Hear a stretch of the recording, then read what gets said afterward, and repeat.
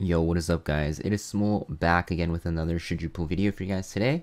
And today we're going to be talking about the new banner that is running currently alongside Hwayoung's banner, whose banner will be running for another week, as well as the two banners running in a week from now, which will be Crow and Ervalen. We're also going to talk about their artifacts and if they are worth pulling. Now, I'm not going to talk about Hwayoung again because I've already talked about her in a previous Should You Pull video. If you guys want to know what I think about her, check her out. But long story short, guys, she's a very good PvP unit, very strong at the moment. She's really fun to use as well, so I recommend pulling for her if you have the bookmarks to spare. But keep in mind that we have Guilty Gear collab coming around the corner, probably in like 2 weeks, and we have that limited, group banner, probably coming around like a month, I'd say, or maybe a bit longer than that. But yeah, that being said, let's talk about Tywin. So Tywin, not much to say. He's mostly a PvP unit. He was used in PvE as well as a Wyvern tank a long time ago, but the times have changed. He's not really used in PvE anymore anywhere. But let's go over his skills real quick. His S3 is going to be an AoE attack, and you're going to see that this has a defense break, 100% chance, and gives him a defense buff. Yeah, mostly you're only using this for a defense break. You can soul burn his S3 for another turn as well. His S2 is going to be increased attack and crit chance to an ally and himself, and will push CR. And then his S1 is going to be just a strip. So basically the way you use Tywin, all you do really is you're going to basically use your S3, and then you're going to soul burn it, and then you'll get the 50% CR push once you have the exclusive equipment for it, right? So you just S3 soul burn, defense break the enemy, and then you will get an extra turn after soul burning, and then you just S2 your DPS. You can give them attack buff, crit chance buff, and CR push, kind of like a mini Alots. So that's basically what he's used for, but the thing is he doesn't have a strip. So the thing you have to do with him is you have to run him with like a stripper that also has a CR knockback, if you can. So I would recommend like Bazaar. Faithless Lytica is okay as well because she can push your team up. But yeah, Tywin's a cleave unit at the moment, only really used in arena offense, and even then he's just a worse version than Flan. So yeah, I wouldn't really recommend pulling for him. He's not that great of a unit in my opinion. Talking about his artifact, I'm not going to even show you guys what it is. Crown of Glory, it's just basically you're sucking souls from the enemy. Not good on knights. If you're going to use him in PvP, I would recommend using like Oath Key or something that has a, increased effectiveness chance for him, because yeah, you don't want to get resisted, right? So yeah, that's pretty much it for Tywin, guys. Now let's talk about the units that are coming 1 week from now in advance. So the next banner that we're having next week is going to feature Ervalen. So Ervalen is mostly a PvP unit, although you can use him in PvE as a Banshee one-shot, he's not bad. His S3 is going to be an attack that will give him counterattack stance and a barrier, and basically you do more damage to tank your units, similar to how Hwayoung works, and you get a barrier that also scales with your attack.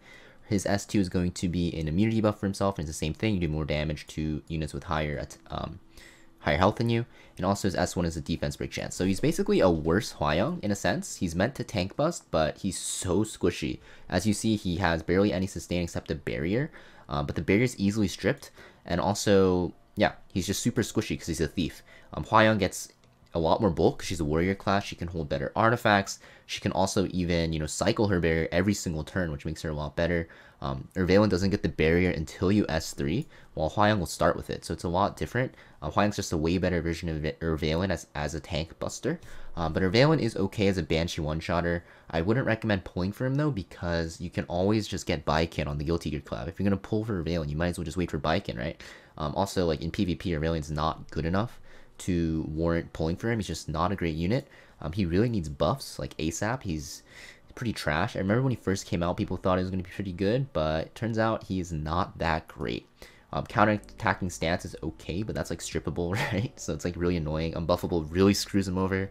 And yeah, he does a lot of damage, don't get me wrong. He's just really squishy. He's kind of like a one-trick pony. Just uses S3 and tries to one-shot something, and you're basically useless after that, right? Because you're super squishy, and you want to build him squishy so he does more damage to tanks, so not worth it. His artifact, same thing, double-edged, whatever, Descendant, something like that. I have a copy, actually, pretty sure. Oh, no, I don't. But yeah, it's on your screen right now. Not that great, in my opinion. Don't buy it from the shop either, so just, don't worry about that artifact. And now let's talk about, obviously, the best unit of the bunch, which is going to be Crow. So we have Tonky Boy Crow. So Crow's always been a staple in the meta. People say that he's like the definition of balance in Epic 7. He's the most balanced unit in the game. I just don't think that's true. I think he's strong. He's always strong. He's not balanced. He's like a little bit above that in my opinion. His S3 is a single target attack, which does more damage the lower he is. That penetrates defense and gives him a barrier. This can't crit, so basically what this does is if you're lower than half health, you're gonna one-shot or almost one-shot like a lot of units. Again, super tanks, you won't one-shot them, like FCCs you won't one-shot, but you'll do a lot of damage. It's like upwards of like almost 20k. Next we have is S2, CR push, 50%, very, very good. And an AoE defense buff, and it's a 3-turn cooldown, so you basically have defense buff on your team permanently. Super, super OP skill in my opinion. S1 is a provoke chance, 70% or 75%, pretty good. A little bit weaker than FCC's and does less damage, but still very good to have. You give him some sort of crowd control. So what I think about Crow right now, so Crow, always good. He's never going to be bad. His kit is just too good. He has a lot of support with the CR push and the defense buff, and also he has his S3. His S3 is, you know, definition of really strong S3 because, yeah, you just tank damage. You put him on Aureus, so even if you ignore him and try to kill his teammates first to not damage him, he's just taking a lot of damage. You put him on a plus 30 Aureus, he's always soaking damage. Eventually it gets to a point where once he's 50%, he's going to one-shot someone on your team, and at that point you have to either burst him down or you have to, you know, try to CC him, which is also hard because people run him on some effect resist, right? And also, yeah, it's hard to one-shot him because he has that defense buff as well. And even without his defense buff up, he's still very, very tanky. Very tanky boy, very strong. Now, is he worth pulling for? Hard to say no to Crow, right? He's a very powerful defense unit, very good in RTA even, very good in offense as well. Extremely good in Guild Wars, but the thing is we have Guilty Gear. You'll hear me say it a million times until it happens. Guilty Gear collabs coming up. You guys need those units, right? Also, we have a new Guilty Gear unit coming out, which will probably be very strong. And we have that triple banner. So if you miss Crow now, worst comes to worst, you can just put Crow as one of your 3 for the triple banner in the future, the group summon, and you can always just pull for him then and live without regrets, right?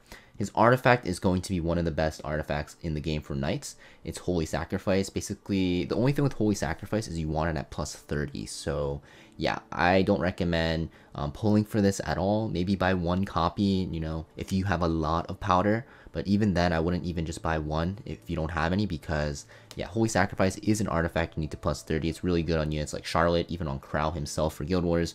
But you need that 100% chance, which you only get at plus 30 Holy Sacrifice. So that pretty much covers the coming banners and as well as the current banners. Basically, to summarize, all 4 units, even Hwayong. I think Hwayong is a very good unit for late game players looking for PvP. Urvalen, and also, well, Urvalen's an easy skip, and also Taiwan is an easy skip, and Crow is, you know, a maybe. But if you don't have banner, or if you don't have bookmarks saved up for Guilty Gear and the triple banner, then I'll just save on everything, guys. It's all a bait. We have to save for Guilty Gear, guys. Hope this video helped you guys out in deciding what units to pull for and what artifacts you should be buying from the powder shop with all these banners going around. As always, guys, if you guys found this video helpful, make sure you like, comment, subscribe. It really helps my channel out a lot, and I'll see you guys next video. Peace.